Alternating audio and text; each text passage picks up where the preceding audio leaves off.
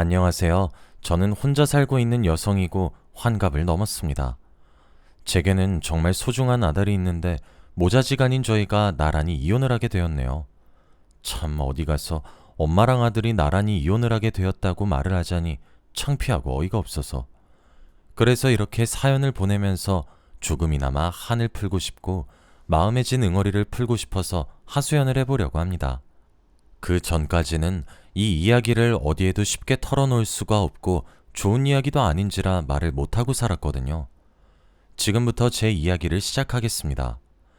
이미 둘 다 이혼한 후이지만 편의상 남편과 며느리라고 호칭을 하도록 할게요. 저는 남편을 20대 초반에 만나게 되었습니다.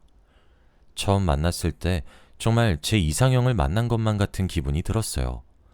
제가 정말 꿈에 그리던 그런 남자였었거든요. 사실은 그게 남자 보는 눈이 없었던 거였단 사실을 알게 되기까지는 그리 오랜 시간이 걸리지 않았습니다. 사실 저는 경제적인 측면에서 조금 여유가 있는 남자를 만나서 조금 여유롭게 살고 싶었던 여자였습니다. 그도 그럴 것이 저는 가정환경이 그리 유복하지 않았거든요. 항상 뭔가를 하고 싶어 하게 되면 그놈의 돈이 뭐라고 그렇게 제 발목을 붙잡았습니다. 저는 하고 싶은 것도 많고 꿈도 많았던 소녀였지만 결국 가정 형편이 제가 스스로 꿈을 포기하게끔 만들더라고요. 처음부터 그렇게 가난했던 것은 아니었습니다. 지금 생각해보면 어렸을 때는 그래도 꽤 유복했었던 것 같아요. 하지만 한순간에 불행이 저희 집을 찾아오게 되었고 저희 아버지는 일을 하다가 불의의 사고로 몸이 많이 불편해지게 되었습니다. 꽤 높은 높이에서 떨어지게 되면서 몸을 아주 크게 다치시게 되었거든요. 그래도 천만다행으로 땅에 곧바로 부딪히신 것이 아니었습니다. 무언가의 위로 떨어지게 되면서 충격을 전부 흡수하지 않으셨지만 그 후유증이 없으신 것은 아니었습니다. 그 사고 이후로 다리를 조금 저시면서 걸으시거든요. 병원에도 오래 계셨고 큰 수술도 몇 번 하셨죠.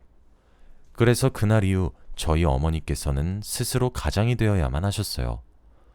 어머니는 원래 전업주부셨고 그래서 이렇다 할 일을 할 순 없으셨습니다. 그래서 어머니는 시장에 나가 생선을 팔기 시작하셨어요.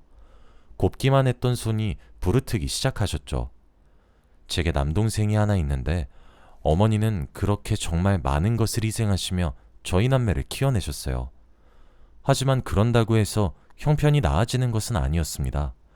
정말 딱 입에 풀칠을 하고 사라지는 수준이었거든요. 아버지도 본인이 다치게 되면서 돈을 벌어오지 않는 탓에 가세가 기울어지는 게 되었다는 죄책감 때문이셨던 것인지 일용직일을 조금이라도 하면서 가정의 보탬이 되고자 했어요. 그러나 부모님의 노력에도 저희 집은 더 나아지진 않았습니다. 비록 아버지는 제게 무척 다정하셨고 온화하셨던 분이셨고 어머니 또한 제게 사랑을 많이 베풀어 주셨지만 그것과 별개로 여유로운 환경을 가진 친구들이 참 부러워했었던 기억이 나요.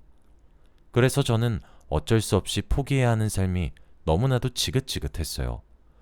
내가 재능이 없거나 할 줄 모른다거나 이런 이유가 아니라 여건이 되지 않아 포기할 수밖에 없다는 것을 깨닫게 될 때면 그렇게 허탈할 수가 없었거든요. 하지만 그렇다고 해서 제가 그렇게 허탈해하면 부모님이 죄스런 표정을 짓는 것도 너무 싫었어요. 제가 부모님께 꼭 상처를 드리는 듯한 느낌을 지울 수가 없었거든요. 어쨌든 어린 시절에 저는 하고 싶은 것들을 다 포기하면서 지내야 했고 참으면서 지냈어요. 그리고 그게 당연시되는 삶이었어요. 그리고 저는 제 남동생이 저와 같은 길을 걷지 않길 바랬어요. 그런 선택은 저 하나로 족하다고 생각했거든요.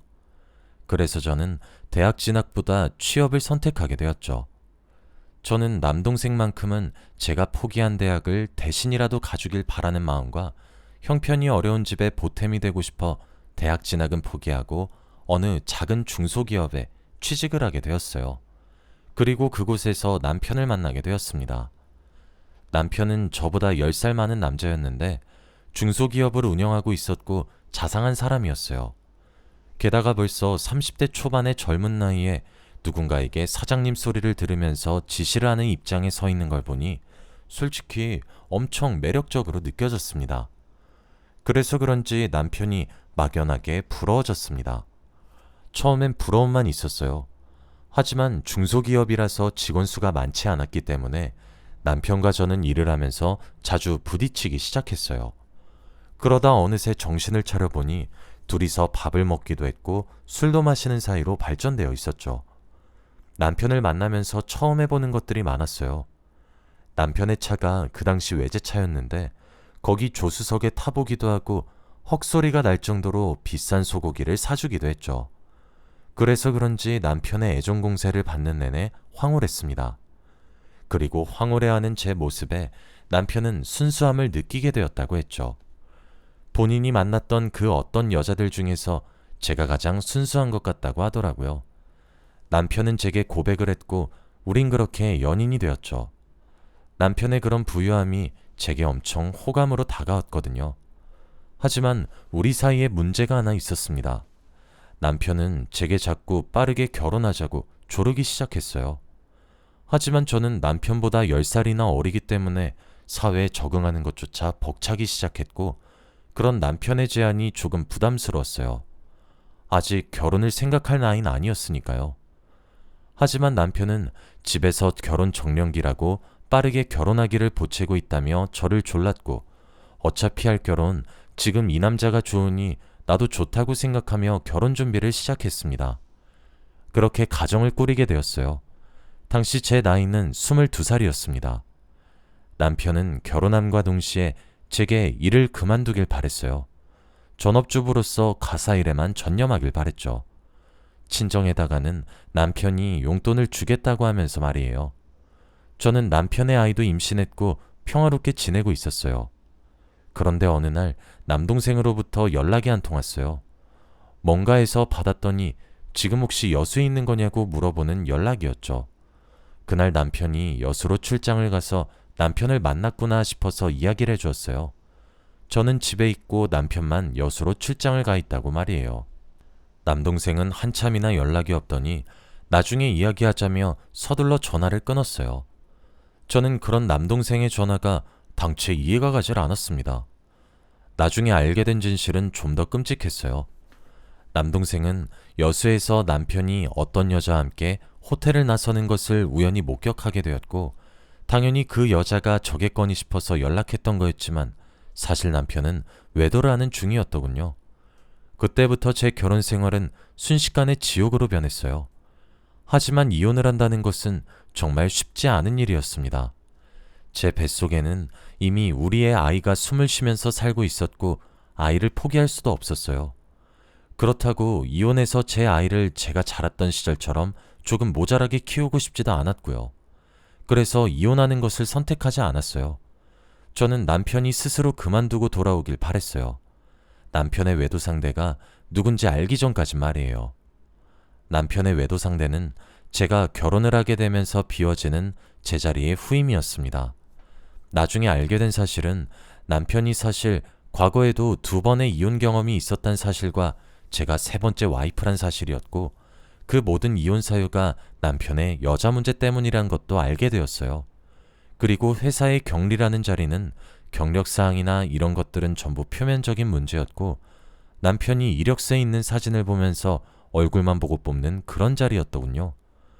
그렇게 표면적으로 몇 달 일을 가르치는 신용을 하면서 남편이 격리를 꼬시는 그런 자리더라고요.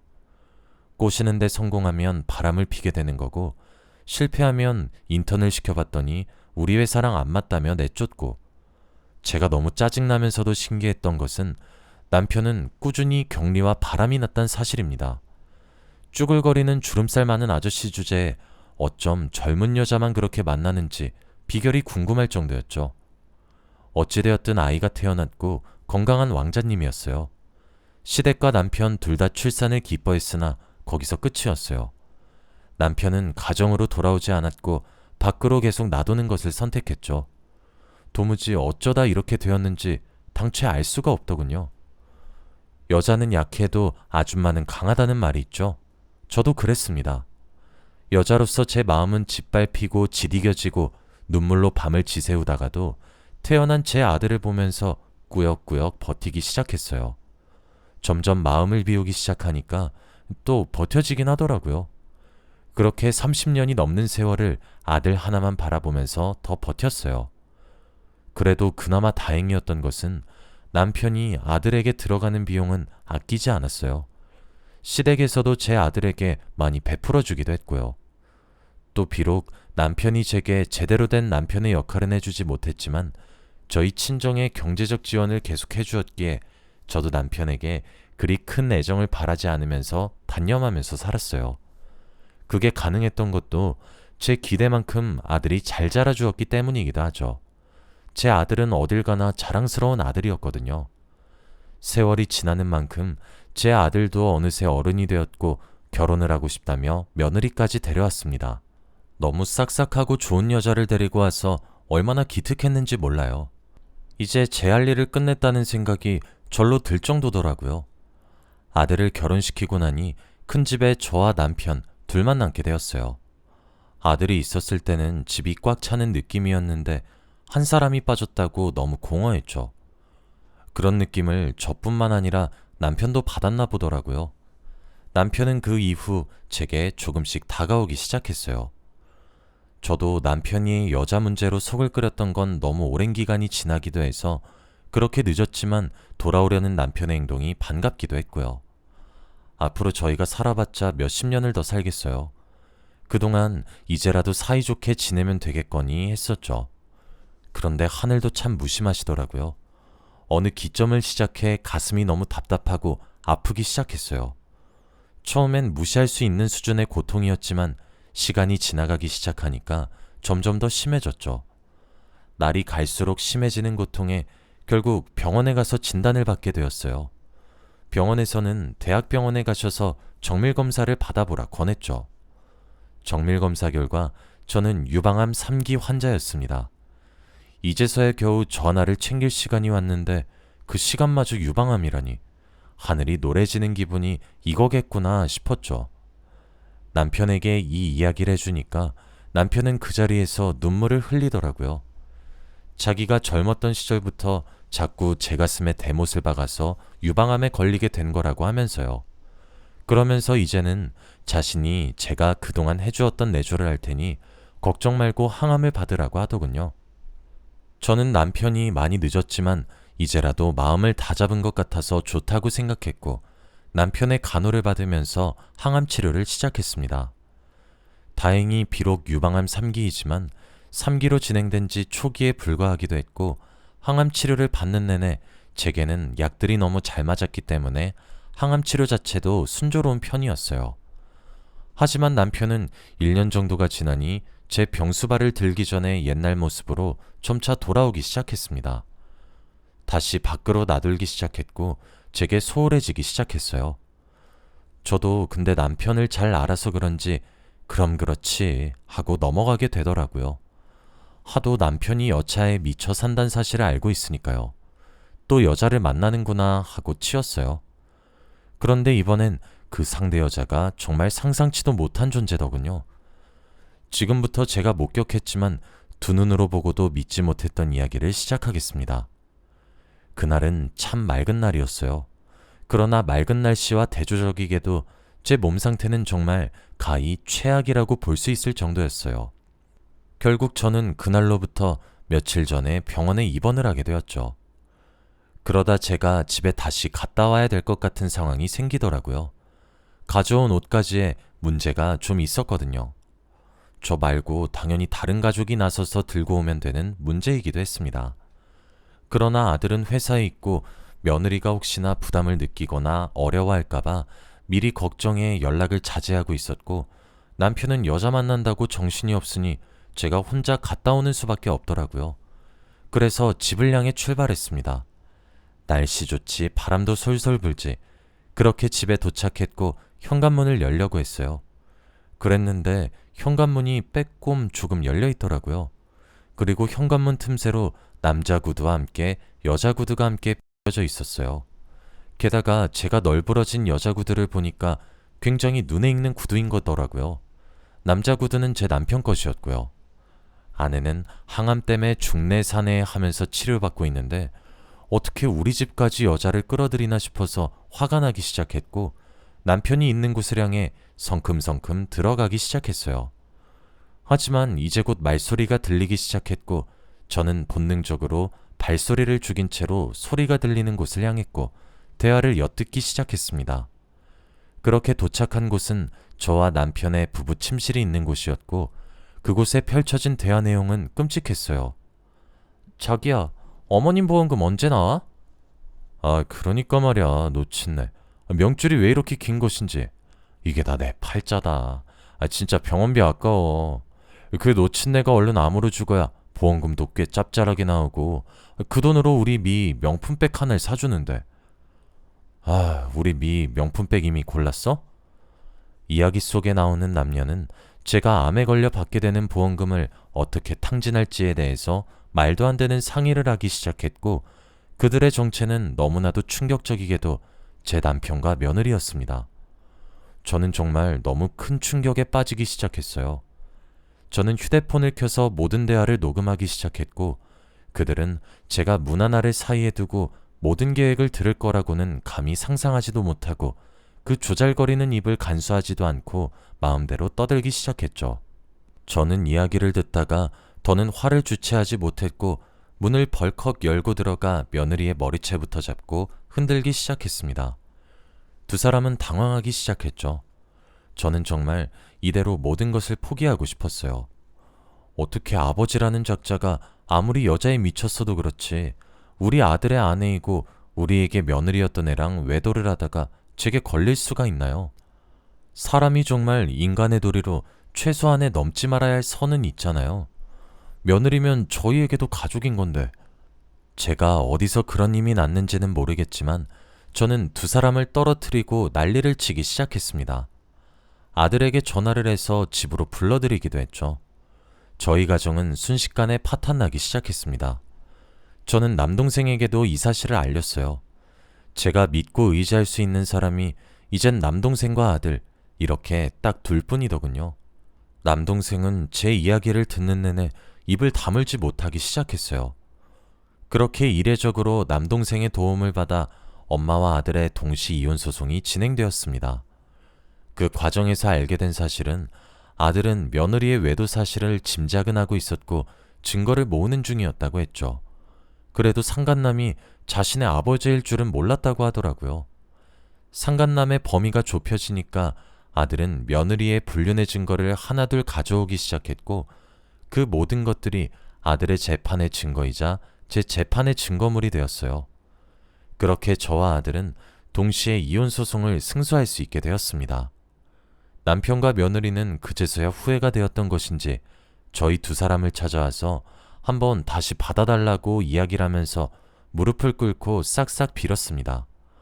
하지만 어디 인간 같지 않은 행동을 하는 사람을 용서해야 하는지는 모르겠더라고요. 제가 그 와중에 정말 어이가 없었던 것은 며느리 뱃속에 아이가 생겼는데 아이의 아빠가 제 남편인지 제 아들인지 모른다는 점이었습니다. 아마 아이가 태어나면 친자검사를 하게 되겠죠. 정말 어쩌다 일이 이 지경까지 오게 된 것인지는 알 수가 없는 것 같네요. 정말 지금 생각해도 치가 떨릴 정도로 증오스럽습니다. 저는 요즘에 스트레스를 받지 않기 위해 이제 물 좋고 공기 좋은 곳을 다니며 여행을 다니고 있어요. 아들은 직장을 그만두고 제 곁을 지키면서 제 항암 치료를 돕고 있기도 하고요. 제가 기적적으로 완치를 할 수도 있을 테고 시한부 인생을 살게 될지도 모르지만 저는 이제 앞으로 제게 집중하고 저만 사랑하면서 살고 싶습니다. 여기까지가 제 이야기였습니다. 긴 이야기 들어주셔서 정말 감사드리고 다들 행복한 연말 되시길 부탁드려요. 그리고 이제 제가 새롭게 살아갈 인생 제2막도 힘껏 응원해 주시길 부탁드립니다. 그리고 저와 제 아들이 상처를 딛고 좀 더 단단하게 일어날 수 있기를 기도해 주세요.